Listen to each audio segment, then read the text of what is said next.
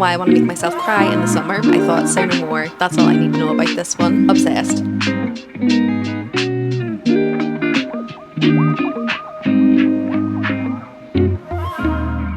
Hi lovelies, welcome back to my channel. If you're new here, my name's Maria and today's video is going to be my summer TBR / summer recommendations video. So I'm going to go through some of the books that I want to be getting to this summer, as well as all the books I would recommend that you pick up if you haven't picked them up already as part of your summer reading. So I am generally pretty much a fantasy reader all throughout the year, but I do feel that fantasy and romantasy does feel better when I read it in the autumn and winter, depending on the setting. I do have a few fantasy and romantasy recommendations in my pile, but for the most part they're kind of books that I enjoy a lot more in the autumn and winter time. So generally in the summer I do kind of lean a bit more towards that romance, lighter fantasy, and this year I have actually started to pick up a lot more literary fiction as well, so that's kind of going to be represented within my TBR that I'm wanting to pick up this year. So yeah, I think we'll just go through all the books. I'll be giving you quite a few different recommendations on here, going through my own TBR, and I am keeping the TBR list a little bit shorter this year just because I don't want to overwhelm myself with kind of things I should read. Even though I know they're only hopefuls, it will still play on my mind if I haven't reached a book that I wanted to pick up this year. So that list will be pretty short, but these are books that I do want to get on my TBR for the summer. So I'll go through the kind of more literary fiction side of things first on my TBR. And one of the first books I want to pick up this summer is 10 Minutes and 38 Seconds in This Strange World by Elif Shafak. Now, this is quite a recent new author to me, so I have read one of her books recently, which will be featured later in this video, but I did really enjoy it. And this one has a really unique concept whereby we're basically in the last 10 minutes and 38 seconds of someone's life. They've just been murdered and put into basically a dumpster. And I believe we're just kind of backtracking and understanding how this person got there. Now, I know summer is kind of more happy vibes, and that doesn't sound like it's going to be that happy, but it is within literary fiction, and as I say, this time of year tends to be when I pick these type of books up a lot more. So just based on the writing in the other book that I've read by this author and recommendations from people in my life and also on BookTube as well, I definitely think this is one I'm going to enjoy, so definitely a high priority on my TBR this summer. And then next up I have As Long as Lemon Trees Grow by Sulfa Katau, and this one I don't really know too much about it. I believe it's based in Syria and around wartime, and I believe our female main protagonist is wanting to kind of get out of the country, or at least she's being advised that she should leave for her own safety, and then she meets a young boy who wants to stay and kind of defend his country, and I believe it just follows their lives. I've heard this is quite heart-wrenching, it's quite emotional. I don't know why I want to make myself cry in the summer, but this is another one that I believe is quite emotional and will really pull at your heartstrings as well. It does have a blurb by Sabaa Tahir, who is one of my absolute favourite authors, so it says an absolute must read, and if Sabaa Tahir says I have to read it, I'm going to read it. So another one I'm highly prioritising this summer. And then next up, this one's actually a non-fiction, but it is kind of told in a almost literary fiction style from what I've heard. So it's Everything I Know About Love by Dolly Alderton, and essentially this is supposed to be just her from the years of like 16 to 30, everything that she done in her 20s, everything that we kind of learn in that phase of life as someone who is kind of firmly in her 30s. I just think this is going to be a really nostalgic read, and again I've heard nothing but great things about this and about her writing style. She does have a couple of actual fiction books that I have on my radar that I do want to pick up as well, but I think this is the first book I'm going to pick up from her just to kind of get an idea of her writing, and as I say, heard nothing but great things, so be really excited to read this one. So next up is actually a sequel to a book I read last year, so A Fate Inked in Blood by Danielle L. Jensen. The next book in that series has just come out and it's called A Curse Carved in Bone, and this one is kind of based on Norse mythology. In the first book we have Freya, who is a shield maiden and in a really unhappy marriage at the start of that book. She has basically lived hiding her powers for her entire life, and that is until a powerful Jarl comes to her town and basically takes her captive because he believes that anyone who has the shield maiden in their possession will be granted all this power and things like that. So Freya ends up kind of going off with this group of people and getting close to the Jarl's son, and the story kind of goes from there. The last book did end on a big cliffhanger, and it is a duology, so this will be finishing a series for me. So wanting to get this on the TBR this summer so that I can finish up that series while I'm still remembering most of the details of the first book as well. And yeah, I just love Danielle L. Jensen's writing, so just hoping to get to this one really soon. Then next up I've got What the River Knows by Isabel Ibanez, and this is one that I think I put on my TBR last summer. Obviously didn't get to it, but this is kind of touted as being the Mummy vibes with a bit of a murder mystery in there, and honestly as soon as I heard the Mummy vibes I thought say no more. that's all I need to know about this one. But in this one, I believe we have a female main character whose parents are archaeologists or something like that, and they end up taking an expedition to Cairo and end up going missing. So she travels herself to Cairo to try and find them, and basically a load of mystery and magical intrigue kind of greets her when she gets to Egypt, and the story goes from there. I believe there's a great romance in here as well. Not sure if it's a main plot or a subplot. I haven't really seen kind of a clarifying statement as to whether this is romantasy or more fantasy, but I think it is romantasy. So that has me pretty excited because the romance in The Mummy, if you've watched that movie, it's iconic. I think it's probably where most of the people my age's lore started, so really excited about this one. And again, I've just heard nothing but good things about it, so highly anticipating picking this one up, even though I said I would pick it up last year, but this year I definitely am. And the last book I want to mention is on my TBR, is actually my book club book for Tulips and Tales. So I have started a book club on Fable, so I'll put the information here and I will also link it in the description below. But if you haven't joined yet, it's an absolutely free book club. All you need to do is set up an account on Fable if you do want to join in. So we have ended up picking the June book, which is The Courting of Bristol Keats by Mary E. Pearson. So that's obviously the main reason I will be reading this one, but also it is one that I've had on my radar since it came out. It's got Faye in there. It's got a bit of a mystery because our FMC's parents have actually gone missing. She makes a bargain with the Fae King to try and find her parents, and guessing that calamity will ensue from then. And Mary E. Pearson did actually write the Remnant Chronicles as well as the Five Thieves, Dance of Thieves duology as well, which I've read the first book in that series, did really enjoy it. Still need to continue that series, but I'm really intrigued by this as, again, I've heard nothing but good things, so that's why it is on my radar. I'm really excited to be buddy reading this basically with all the people who have joined the Tulips and Tales book club on Fable. So again, as I say, if you haven't joined yet, or if you want to join us in reading this book in particular, just follow the link below. If you do have a Fable account, it should just bring you to it. Guessing you'll need to set up an account if you don't already have one, but I would love as many people as possible to join that, and we can all just read this together and hopefully gush over it. Hopefully it's going to be a good read, but yeah. Really excited to read this one with everyone, so we'll be reading this one in June. Okay, so next up I'm going to go into my recommendations. So same as with my TBR, I'm going to start with literary fiction, and then I'll move into romance, and then I'll move into kind of my romantasy/fantasy recommendations. But the first book I have to recommend is a recent read actually, and it's There Are Rivers in the Sky by Elif Shafak. So this is the book obviously I was talking about when I was speaking about the book on my TBR. If you like really beautiful prose, if you like very character driven studies, and basically stories about humanity, sometimes the atrocities of it, something that's really going to make you feel, I think this is a really good book for that. I think the prose in here were absolutely stunning. We're following 3 different storylines within this. We've got one set in Victorian London, one set in 2014 following a girl in Turkey, and then in 2018 we've got another girl who is basically going through a bit of a hard time, and essentially we're following their stories along at the start, but along the way you do kind of see how their stories are interwoven and how they're connected, and I just think it was so beautifully done. If you're a big literary fiction reader already, you probably will have heard of Elif Shafak, but obviously, as I say, she is quite new to me. But based on this book alone, I do think she's going to become a bit of a favourite for me. I really loved this story, really loved, as I say, the writing and the prose. I loved how much I actually felt for these characters, even though obviously we only spend a third of the book with them. So you would think that might not be enough time to kind of connect with them, but for me personally, I definitely felt connected to each and every character, and their stories really impacted me. As I say, it's quite a hard read at times because it does kind of go into the atrocities of humanity, and a lot of this is based on real life events as well. So maybe check out some trigger warnings for this one just in case there is anything in here that you would be sensitive to. But if that's not something you need to worry about, I would definitely recommend this as a summer read. Maybe not a beach read or anything like that because, as I said, it's pretty heavy at times, but definitely one that I think, as I say, if you're into literary fiction, that you should check out. Okay, and the next ones are all pretty much romance/literary fiction in there sometimes as well, but next up is Out in the Limb by Hannah Bonham Young, and Hannah Bonham Young is probably fast becoming one of my favourite romance authors. I've only read 2 books by her, admittedly, and they've both been kind of in this interconnected standalone series, so following similar characters, but I just felt like her romances were a bit of a breath of fresh air in terms of the way that they're written and how they actually felt real. I really felt like the relationships in here were realistic, even though life might not necessarily work out the way they do in these books, but it still felt like they were real, and that's a really big thing for me, is sometimes it just feels too cringy, and when it's contemporary romance, it just takes me out of the story in that way because I'm just like, this would never happen, even though, look, it's a story, it's a book, but for some reason it just really impacts my enjoyment of the book when it's contemporary over it being fantasy or something like that. But as I say, I've read 2 books by her so far, really enjoyed them, and have a couple more books on my TBR. Probably will be summer reads for me, but I'm not putting them on my strict TBR for now. But this one in particular, we're following Wynne, who has been disabled her entire life and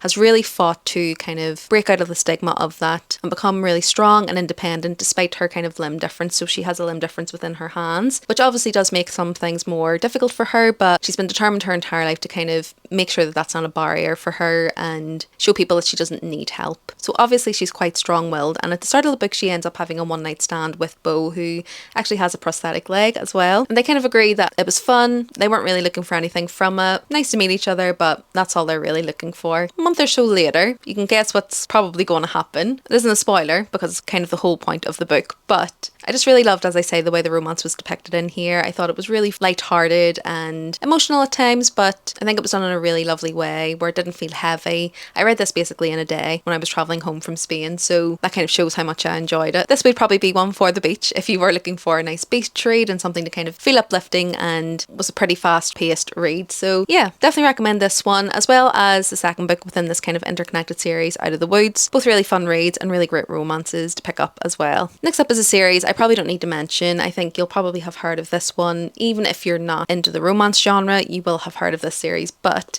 it's the Chestnut Spring series by Elsie Silver, and if you'd have told me this time last year that I was going to pick these up in the summer of 2024 and they were going to be one of my favourite series I've ever read, I don't think I'd have believed you, because I'm not huge into kind of contemporary romance in general. Not because I don't think it's worthy, I just want to make that completely clear. I just gravitate more towards fantasy, it's just kind of my preferred genre, but generally if I do dip into romance, I do enjoy it. Did I know I was going to become obsessed with this series? Absolutely not. Especially cowboy romance. I definitely didn't think that was going to be a genre that would pique my interest, but lo and behold, I read 5 of the books within a week. Obsessed. In this one we're following Summer, who is basically the daughter of the agent for a bullfighter, and let's just say the bullfighter has got a bit of a bad reputation for himself, and he needs someone to kind of help him smarten up his act and better his public perception. So Summer offers to help out, and one thing leads to another. You can kind of guess where this is going to go, but I do think there was a lot more heartfelt moments in this than I was anticipating.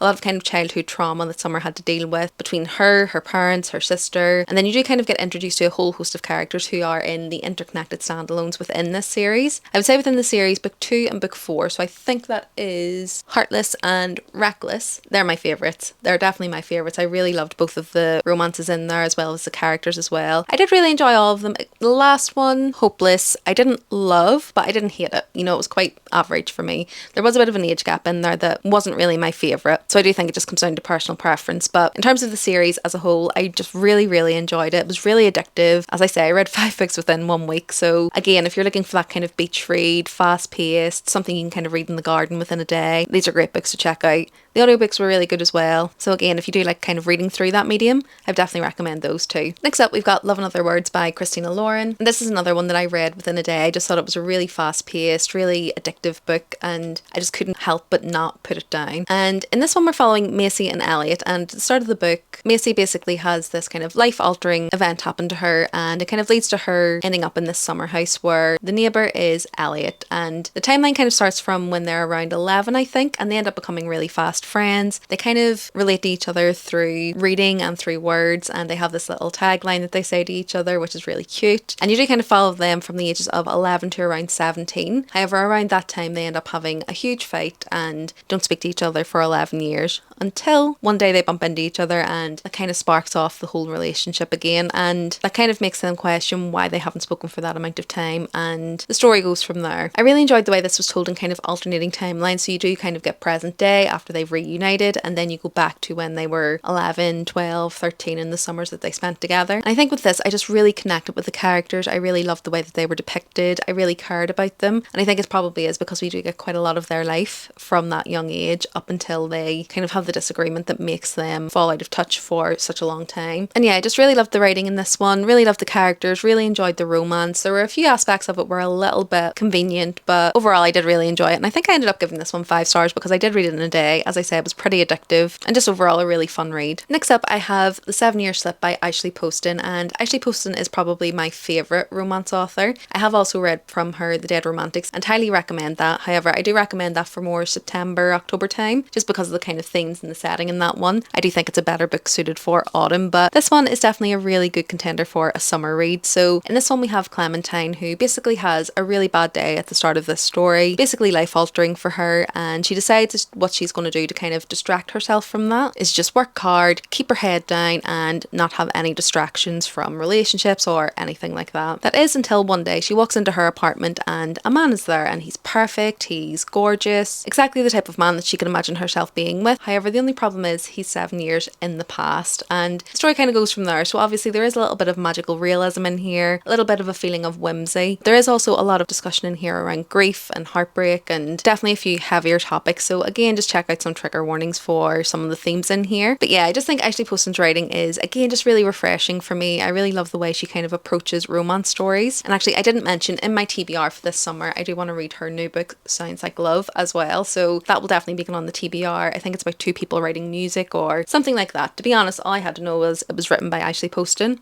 and I'm going to read it. So we'll add that to my TBR. But yeah, back to this one. I just thought it was a really great read. Again, I read it pretty quickly. Really liked the relationship in here. Really loved the FMC. And yeah, as I say, she's one of my favourite authors, so highly, highly recommend this one. And then last up for the romance recommendations is an author you've probably heard of. You probably don't need me to recommend her, but it's Emily Henry. The book I recommend in particular is Happy Place because firstly, it happens in the summer. You basically have a group of friends who are going on a annual summer trip and they go to this lake house or something like that. And essentially our main characters, Harriet and Wynne, have been together for absolutely years, and just before this trip is about to happen, they've actually broken up, but they don't want their friends to know yet. They don't want to ruin the trip, so they decide to go and pretend that they're still together, and the story goes from there within this one. But again, there was just a lot of exploration in here of self-worth. I think there's a bit of self-reflection and how that can relate to a relationship and how it can be difficult to combat that when you've been in a relationship. And I just really loved the way this was depicted. I really enjoyed the romance in this as well, even though I do think it was more of a character study of the characters individually. I really love their interactions and kind of their relationship, and yeah, as I say, it's set in the summer, so it's a great summer read. And I do really like Emily Henry's writing. Anything I've read from her so far has been really enjoyable, and again, this was a 5-star read for me, so potentially if you haven't read from Emily Henry before, this might be a good one to start with. Okay, so the last few books I'm going to be recommending are all fantasy/romantasy. So the first one I have is Once Upon a Broken Heart. Just going to hold this correctly. Once Upon a Broken Heart by Stephanie Garber. This does come after the series Caraval, which you do kind of have to read before this. If you're like me and you have to read it because it's connected, then you should read that first. But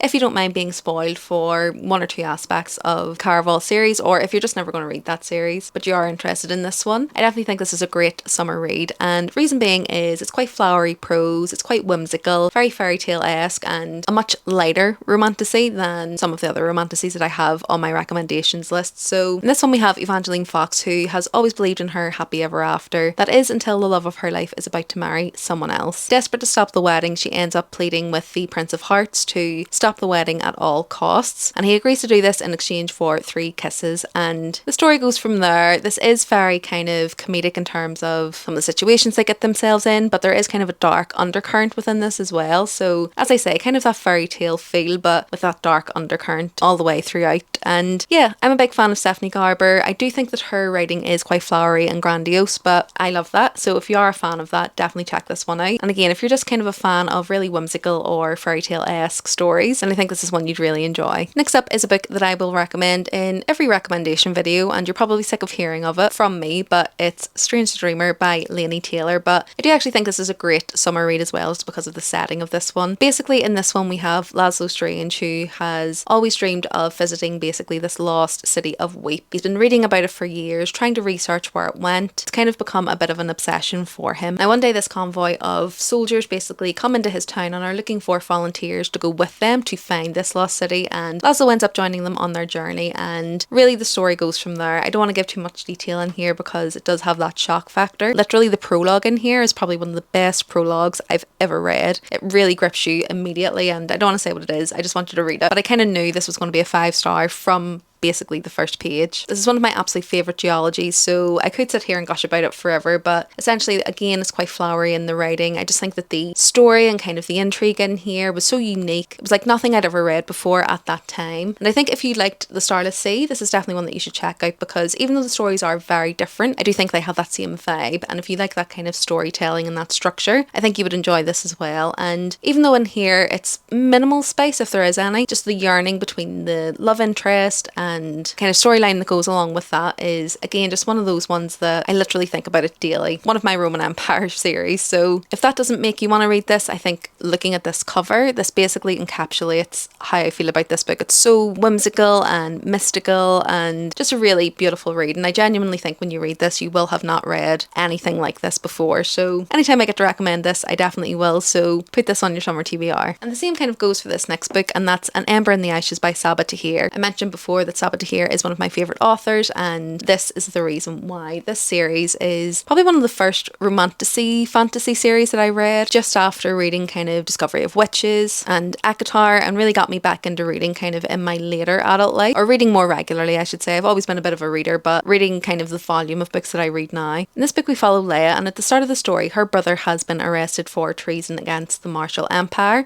Basically Leia and her family are what are called scholars, and they live below the Marshall Empire and are basically seen as less than. Leia ends up deciding to go and try and break her brother out of prison, and there she meets Elias, who has been brought up in the Marshall Empire, has been training to become what they call masks, but has kind of conflicting feelings about actually becoming a mask and whether this is what he wants to do. Elias and Leia end up kind of reluctantly allying together to reach a common goal, and the story goes from there. But Sabaa Tahir's writing is just hard to describe, to be honest, because it's not that it's too flowery or anything like that, but she just grips you. She knows how to tell a story, she knows how to get you connected to the characters, and that's exactly how I felt when I was reading this one. Highly addictive. She's not afraid to break your heart when it comes to these characters. She's not afraid to hurt her characters. She really puts them through the ringer. So definitely just be cautious of that when you're going into this one, because not everything is plain sailing, let's just say. But this is just one of those series that has really impacted me and kind of would define my taste when it comes to romantasy, because it definitely has a great balance between the romances that are in here, but also that political intrigue, the kind of plot underline that we're following. And yeah, I've been so glad over the last year to see this getting a lot more hype. I think it's just had a bit of a resurgence because the kind of connected series has just come out, so a lot of people are picking this up for the first time, so it's kind of made me want to reread it, and I may try and squeeze this in summer and do a reread of the series. Let me know if you'd be interested in a vlog for that if I do end up rereading it. But either way, it's definitely very high up there on my reread list, and if you haven't read it before, definitely pick it up. I promise you won't be disappointed. And then the last one I have to recommend is The Bridge Kingdom by Danielle L. Jensen, and this series is a great one, I would say, if you're new to romantasy, because it doesn't have a hugely complex magic system or a hugely complex kind of political landscape. I would say it's quite easy to understand and get into. So if you've been a bit apprehensive about fantasy and romantasy because of those reasons, definitely check this out. I would say it reads more like a kind of historical fantasy romance rather than kind of a really heavy fantasy romance, in that it just kind of feels like it's set in maybe medieval times, and that's kind of the fantasy aspect of it. It's just that this place doesn't exist. But in this one we're following Lara, who has been brought up her entire life to become basically an assassin to the king of a neighbouring country who manages the bridge, which a lot of trade kind of goes through. But her father has basically signed off her life to marry the prince when she comes of age, with the plan of assassinating him when she gets there and taking power of his country. She's been told his whole life that this king is obviously evil and this is why she has to assassinate him. When she gets there and meets Aaron, who is the king, she kind of realises that some of the stuff she was told may not be true, and the story goes from there. This is definitely a great enemies to lovers, quite a bit of mystery in here as well. And I think Danielle L. Jensen is really talented at having some of those gasp moments with kind of plot twists. She gets me every time, and every one of her books I don't see it coming, so she's really, really talented for that. And I do think these are pretty short books, so they're pretty easy reads, and if you are trying to transition from... Sorry if the camera angle changed slightly. I did have to recharge my microphones as well as my camera was overheating, so we all just had to take a break, but I was so close to the end. But I think I was saying basically that I think if you're a romance reader, you'd probably really love this series, and it's a great transition from that kind of romance genre